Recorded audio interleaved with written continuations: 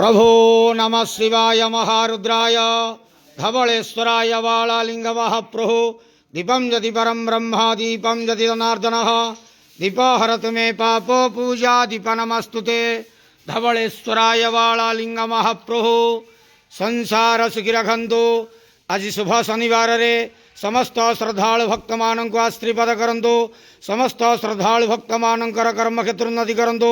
मनस्कामना पूर्ण करंतु। ग्रहरिष्ठ खंडन करंतु। जगतर मंगल करंतु। विश्वर कल्याण करंतु। आपणकर नाम प्रकाश करंतु। सेवकर डाक श्रवण करंतु। समस्त गुआवसा भक्त मानकर मनस्कामना पूर्ण करंतु। जो जो भक्त माने आपण पाखे मानसिक रखिंट तंक मानसिक पूर्ण करंतु।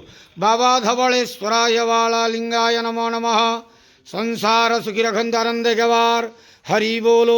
आज शुभ शनिवार रे समस्त श्रद्धालु भक्त मान को आश्रीपद करंतु आनंद गवार हरि बोलो। हर हर महादेव शिव शंभो धवलेश्वराय वालालिंगाय नमो नमः।